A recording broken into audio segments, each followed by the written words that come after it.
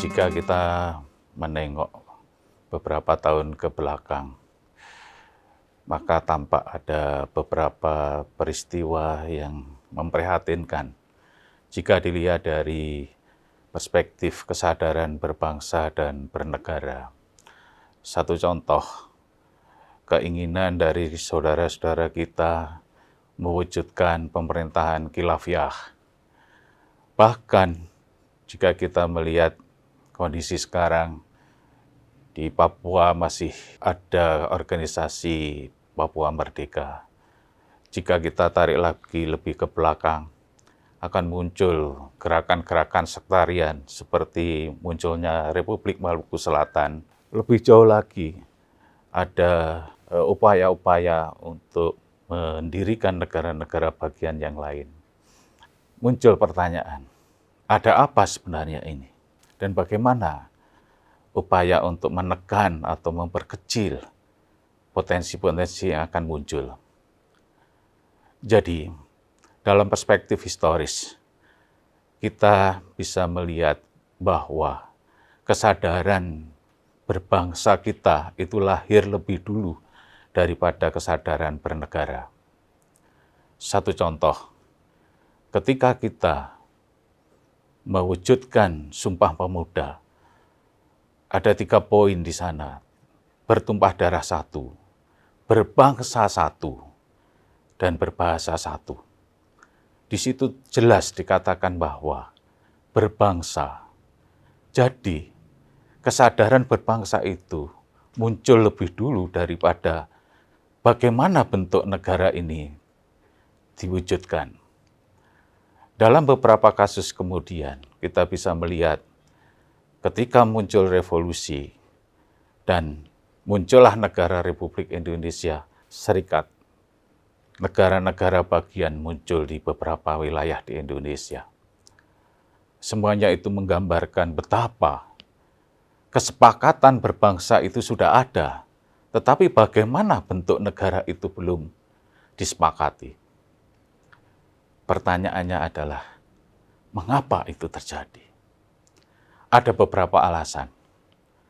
Yang pertama, bahwa di dalam kita berbangsa dan bernegara itu menyadari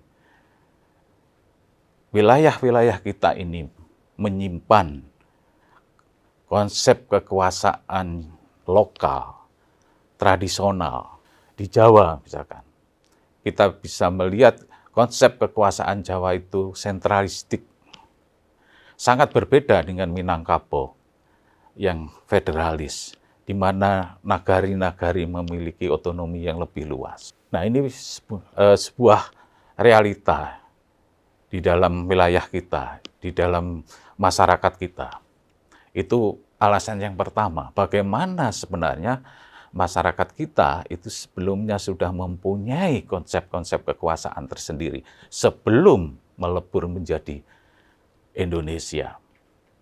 Yang kedua, kita menyadari bahwa perlakuan penjajah di beberapa wilayah di Indonesia itu juga tidak sama. Artinya, mengalami kolonialisme itu satu daerah dengan daerah yang lain, itu juga berbeda. Ya. Ini membawa persepsi yang berbeda juga terhadap kehadiran penjajah, terhadap penjajahan dan kemerdekaan. Itu yang kedua. Kemudian kita juga menyadari betapa perjuangan bangsa ini selama bertahun-tahun terwujudkan di dalam sebuah gerakan berorganisasi. Di dalam sejarah namanya adalah pergerakan nasional. Di sana ada 2 model pergerakan berorganisasi dengan struktur yang mapan gitu. Dan satunya adalah organisasi-organisasi kedaerahan. Ternyata apa yang berkembang di masa pergerakan itu kemudian terus berlanjut, memunculkan apa yang kita sebut dengan nasionalisme wilayah dan nasionalisme etnik. Nasionalisme etnik melihat sebuah bangsa itu sebatas etnik itu sendiri. sehingga kita menyadari kemudian lahirnya sebuah negara bagian namanya Madura misalkan, Pasundan. Ya, ini adalah wujud dari bagaimana nasionalisme berakar kepada sebuah etnisitas. Nah, sementara yang nasionalisme wilayah mewujud kepada negara-negara semacam negara Jawa Timur, negara Sumatera Timur. Jadi ini adalah sebuah realitas historis. Dengan demikian bahwa ini sesuatu yang sebenarnya kompleks sekali. Ke depan tentu kita menginginkan hal-hal yang berkaitan dengan kesadaran berbangsa dan bernegara itu bisa berjalan beriringan. Ya, strategi apa untuk mengatasi berbagai potensi munculnya pemikiran-pemikiran tentang kekuasaan yang lain seperti yang saya gambarkan di awal tadi. Yang pertama, kita harus memperkuat ideologi negara, Pancasila. Ya. Pancasila diperkuat adalah sisi sejarahnya, visi dan masa depan dari negara ini. Kemudian yang ketiga dari Pancasila yang harus diperkuat adalah segi praksisnya. Ketiga unsur ideologi ini harus betul-betul dijalankan. Jika tidak, saya kira ya potensi untuk memunculkan, memperdebatkan kembali bentuk-bentuk negara ya selain negara kesatuan dengan ideologi Pancasila akan muncul kembali. Yang kedua, ya, strategi hubungan antara pusat dan daerah itu harus seimbang. Bukan hubungan hegemoni, tapi hubungan otonomi. Saling selaras, saling seimbang. Nah, itulah yang kemudian menjadi kunci bagi kita. Yang ketiga, kalau kita mengikuti pandangannya Ben Anderson, bahwa untuk bisa mewujudkan sebuah cita-cita, itu melalui sebuah proyek bersama. Proyek itu adalah proyek yang disepakati dan ingin dicapai pada kurun waktu tertentu.